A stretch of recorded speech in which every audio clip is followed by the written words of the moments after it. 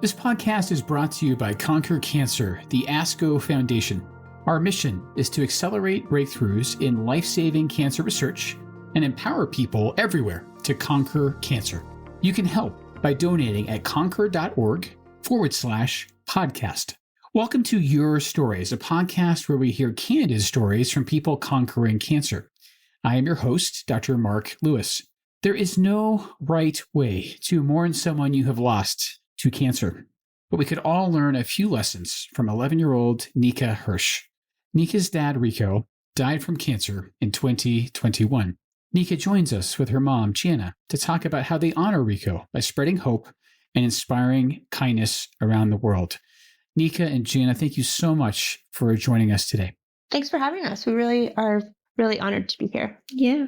So, Nika, I have to start by telling you something. First of all, I know I might appear kind of a scary doctor in a white coat. What I want you to see me as is as another person who lost a parent to this horrible disease. So the reason I even became an oncologist is when I was 8 years old, my dad, like your dad, was diagnosed with cancer. And I was very fortunate in that I got 6 years with him after his diagnosis. And he died when I was 14 years old and he was 49. So we all go through grief differently. And I am truly inspired by how you have handled this situation. I know it doesn't make it completely easy, but it's really remarkable, especially at your age, what you've been doing. Can you tell us a little bit, if you don't mind, about your dad and about your family? My family that I grew up with was my mom and dad, my brother Noah, and my sister Kaya, and my dogs Scrappy and Piper. I have two older siblings named Jason and Leah, but they live out west and are a lot older than me. What are some things that you love about your dad? I loved he was always funny. He was really bad at drawing. We always made fun of him for that. Yes. Sounds very familiar. Yeah. Yes, he was super outgoing. He wanted to know everything about everyone. So a lot of times we'd be checking out the grocery store and Nika and I would be at the car and he would still be talking to the person at the checkout lane, finding out, where they went to elementary school and where they were from. Yeah, he loved life. Yeah. He really did. Sounds like he was so sociable and outgoing. And Nika, would you say that he told dad jokes?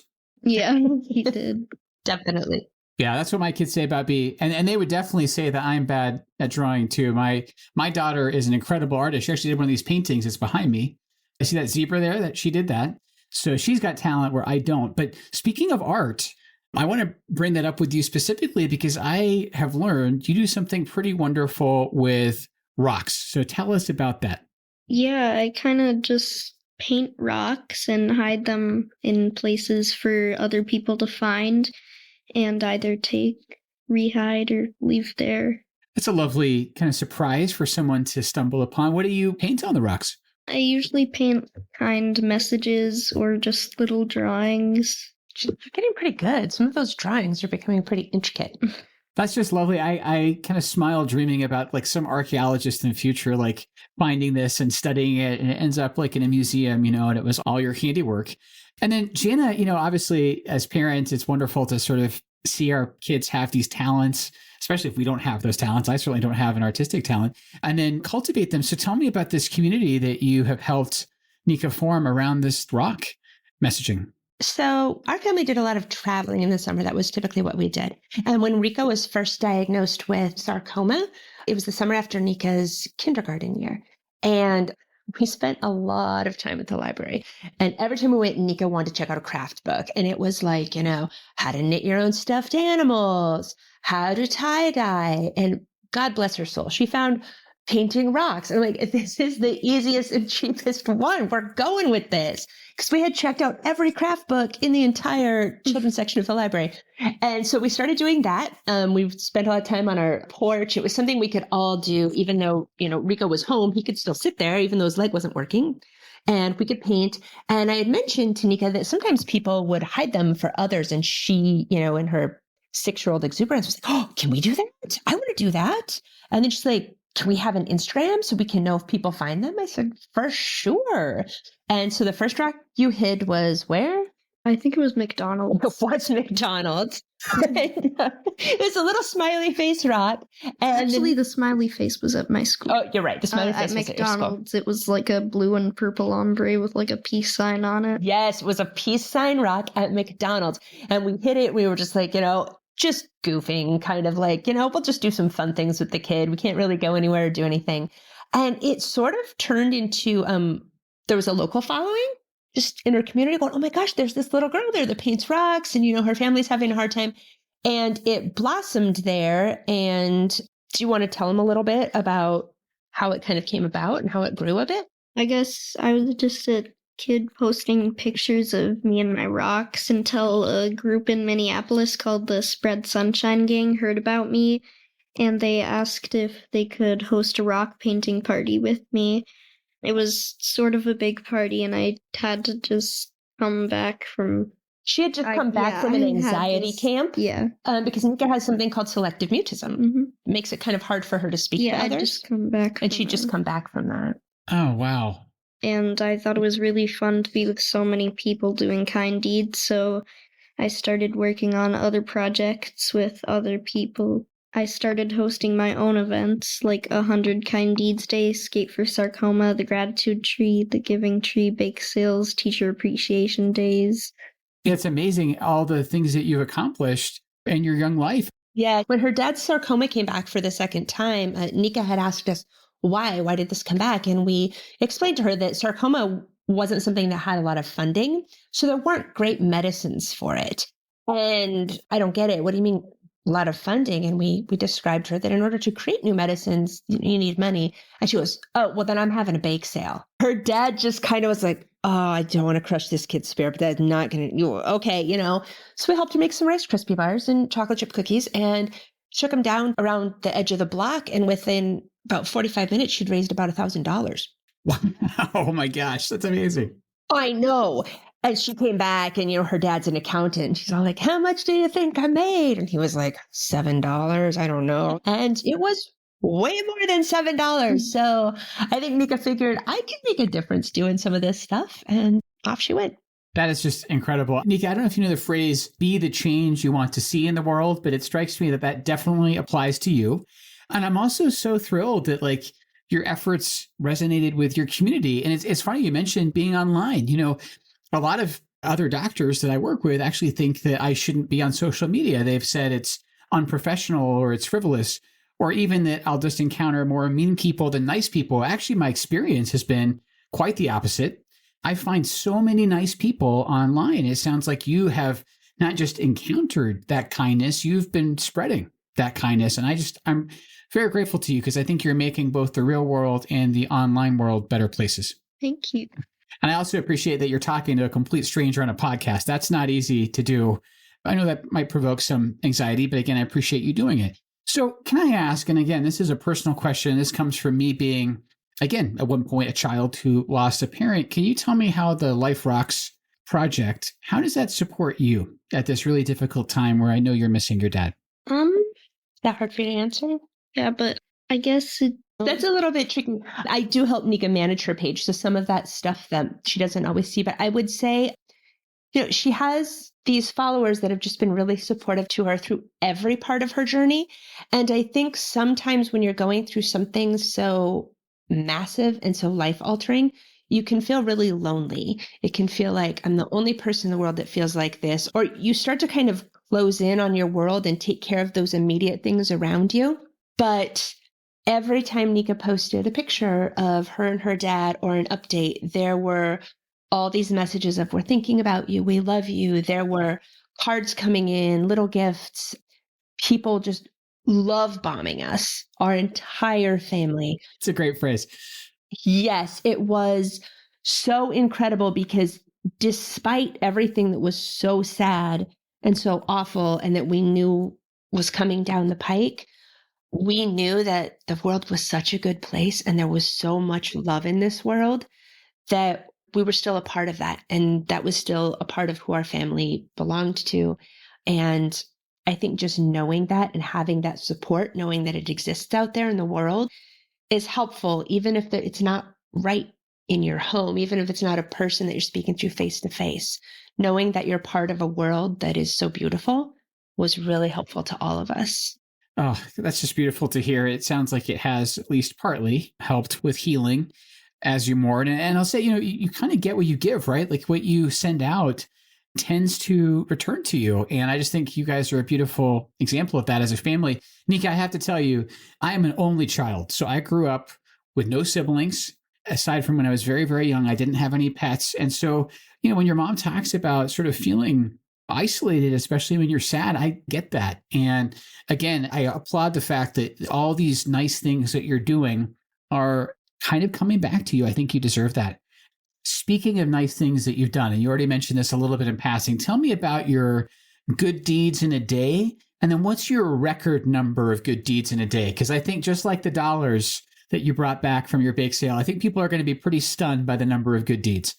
Yeah, so 100 Kind Deeds Day is like one day on Black Friday where we get together like a bunch of our followers and we all try to do 100 kind deeds. And the record one was last year where we tried to do 1,000 and we got to like 1,048 or something. I think we got to 1,400. Oh, really? Okay. Yeah. Wow.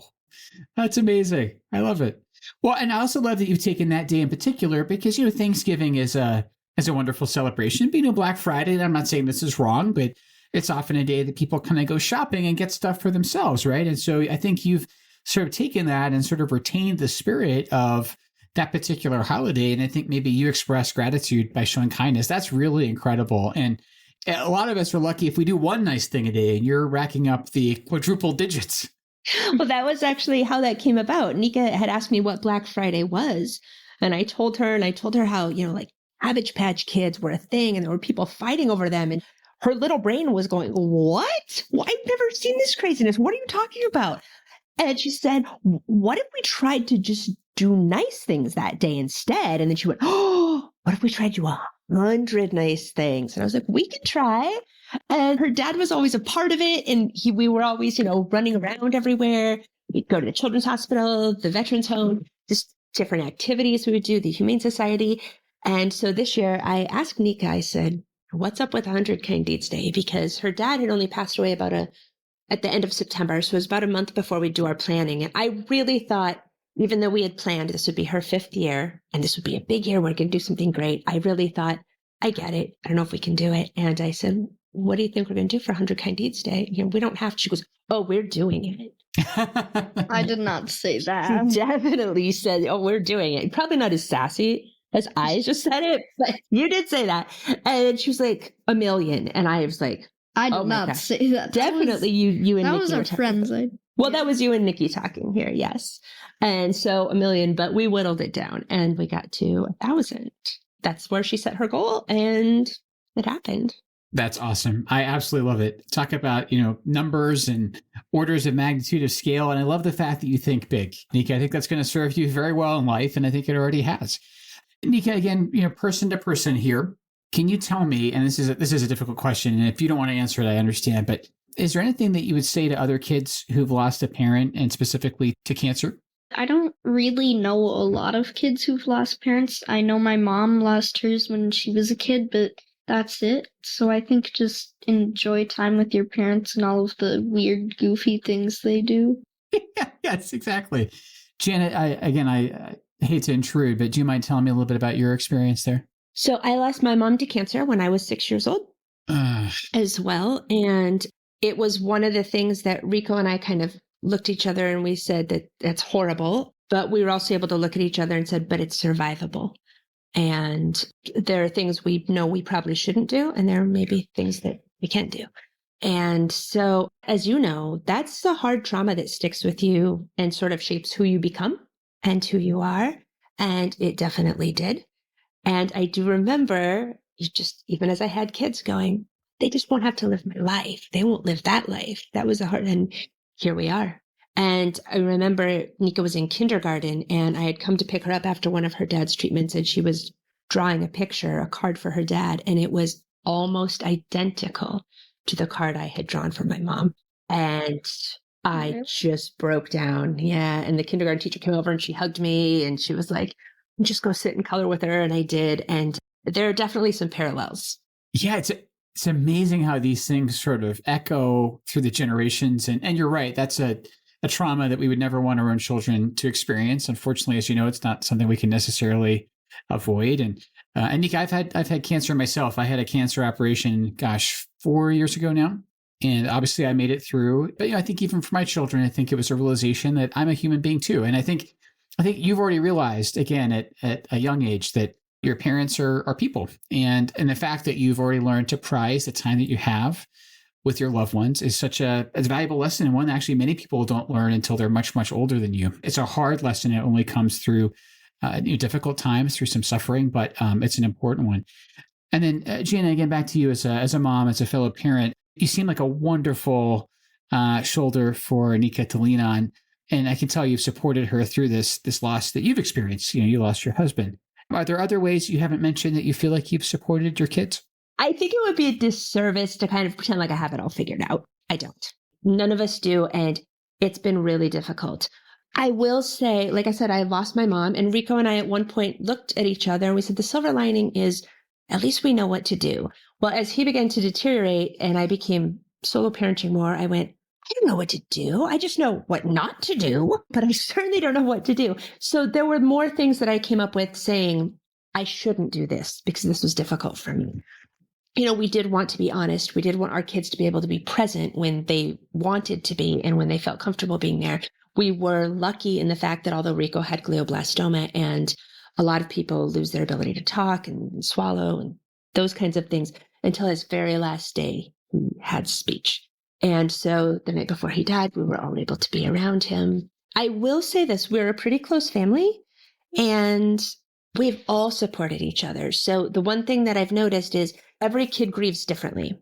Some are sad, some are angry, some are withdrawn, but also we grieved at different times. I had one child that really, even at the service, I was kind of thinking, this kid isn't processing what's happening. But said kid had their own sort of breakdown a couple weeks ago. And then another kid, it came a little bit later. It came around New Year's. And for myself too, sometimes I'm lying on a ball in the basement on the couch, and then I just feel a little blanket pulled up over me, get a little kiss on my cheek, and we're all just sort of watching out for each other.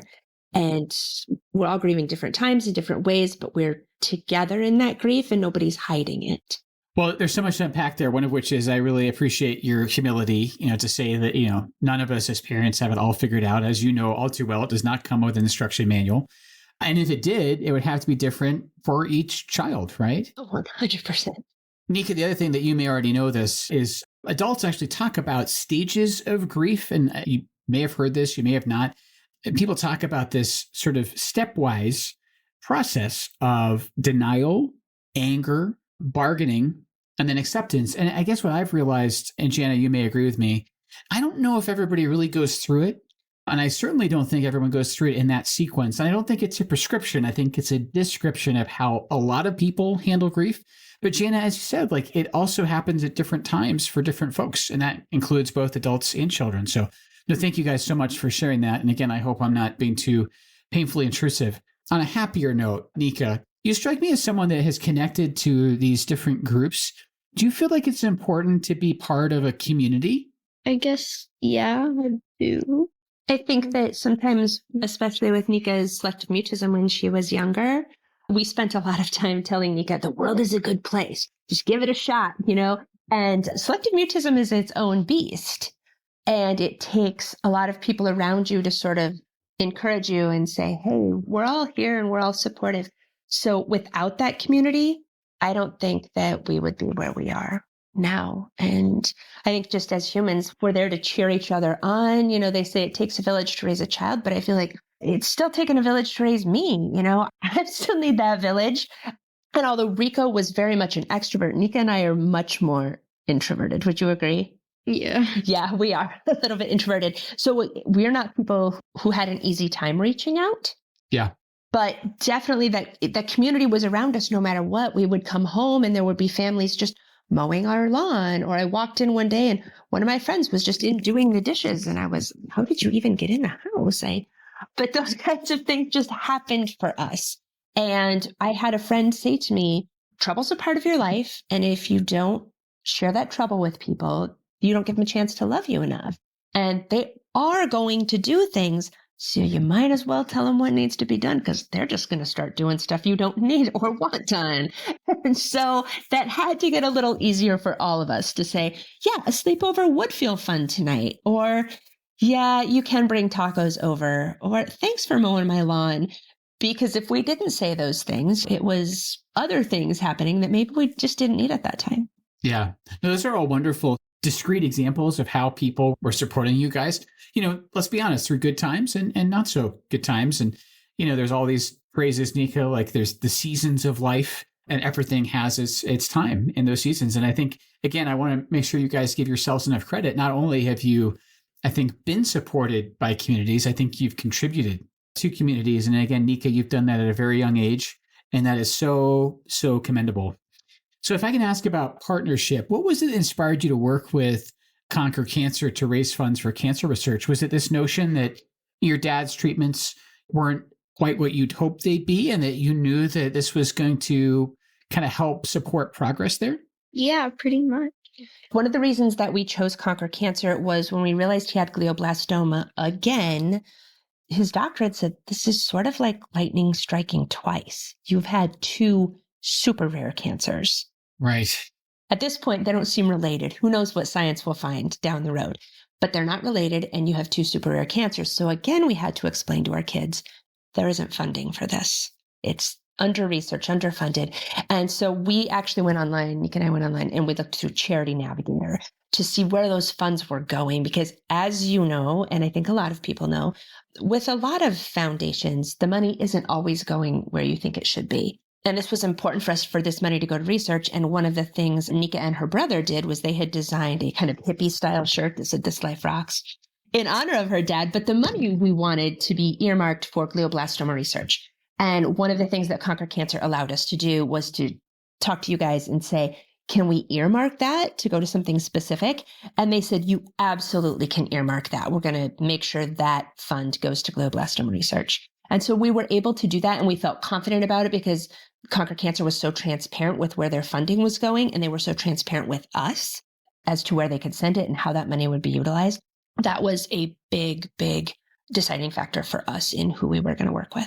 That's so well said. And Nika, I have to tell you my personal story there is when I was exactly your age, when I was 11 years old, my father was super sick. He was in the hospital with an infection, and his problem was really that his immune system was next to nothing after treatment. And you may have seen your dad go through things like this too.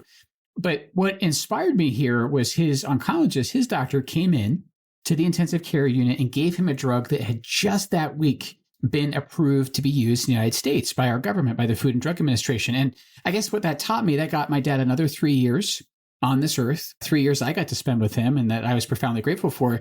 But, progress happened for him at just the right time. And I know it's hard. I know you can look back now and say, well, progress didn't happen fast enough for my father. And I know that that is true. On the other hand, the contributions you're making are allowing progress to happen at the right time for other people. And I think there's a profound selflessness in what you're doing. You've gone through this thing, but you're trying to help other people deal with things now and in the future. And I'm just really grateful to you for that. Do you feel, Nika and Jana, you can feel free to answer this too. Do you feel like this is a way in which you're helping to conquer cancer?